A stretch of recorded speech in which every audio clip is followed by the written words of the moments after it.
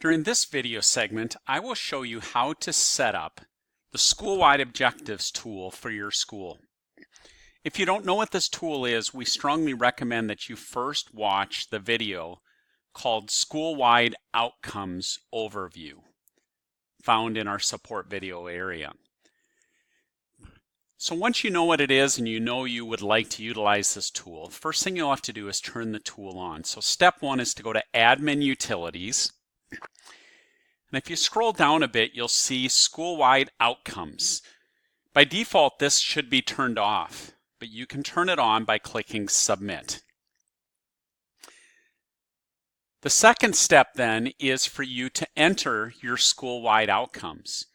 So if I go to Admin Setup, you'll see that there's a link on the left side called School-Wide Outcomes.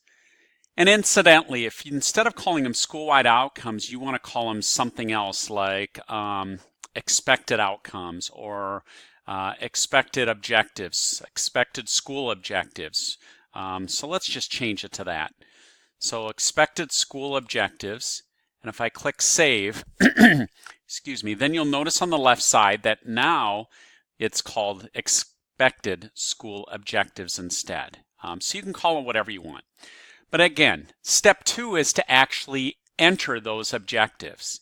And you can do those by either importing them or adding them one by one.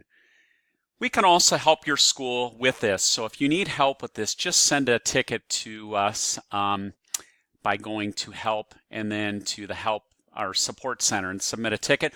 Or you can send an email to support@curriculumtrack.com.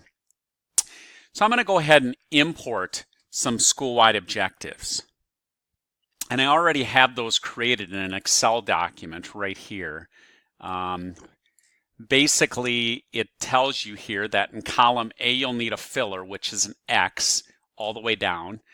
Column B is the category label, and this would be the category description. This would be the outcome label, outcome description, and then column F is the filler. So these are the actual outcomes, but you can categorize those as well. So these are the categories for each of those. And then notice there's a label and then the description itself. So I'm going to go ahead and upload this file since it's ready to go. So I'll choose the file, here it is, and I'll go ahead and click Import.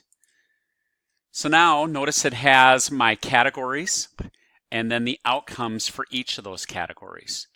So if you need to edit any of these, you can do that by clicking Edit and changing whatever you want to change about it. So maybe you want to have a period here that was missing. You can click Save, and now there's going to be a period there. You can reorder these if you want to. So for instance, if I wanted this one to be second and this one to be first, I can do that. I don't want to change that, so I'll leave it. Or if you want to add your own, you can do that as well. You click Add, and then you would have your category label and category description. So that's how you would add a category. But then if you want to add outcomes, you can do that as well. So let's see, there's 6 of them here. Let's just add a 7th one. So we'll call it number 7. And we'll just put in a bunch of text here, click Save, and so now there's a 7th one here as well. So again, where that is it's in Admin Setup. Go to the left side and go to School-Wide Outcomes or Expected School Objectives, whatever you called them. And you first add your categories, which I have 4 of them. And then once you have the categories added, you should see a link by each of these where you can add the outcomes. Or you can upload all of those using the import tool right here. Again, as I said earlier, we'll be very willing to help you out with that. Once you have those in, now you're ready to start using it.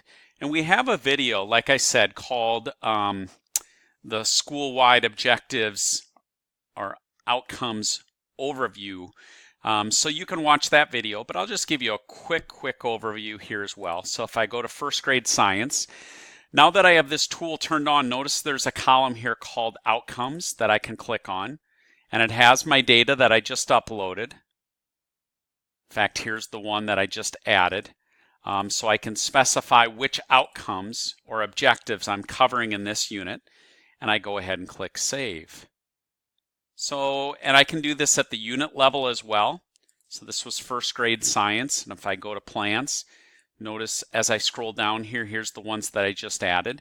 If I want to go to another unit, I can do that as well. And I simply go click on the paperclip here, and I can check off the ones that I'm addressing in this particular unit. Click Save, and that's how you attach those. From an administrator standpoint, you'll now also have a report called Outcomes Map, and I'm going to go ahead and look at all grades. It will show you all your outcomes, and it'll show you where each of those is covered. So in other words, this one right here is not being covered in kindergarten or first grade, but it is in first grade, I should say, but not in second, third, and fourth, and so forth. And if I click on it, it'll show what units it's actually being taught in, as well as the course that it's being taught in. So that's the reports itself. So this is a very handy tool for you to, if you have school-wide objectives that are not specific to any programs like math, science, social studies, or any grades, but instead these are value statements that we want all of our teachers to have in front of them as they're teaching their units, and to specify which ones they're covering, and then you as an administrator can use these reports to see those. This now concludes this video segment on how to set up your school-wide objectives tool.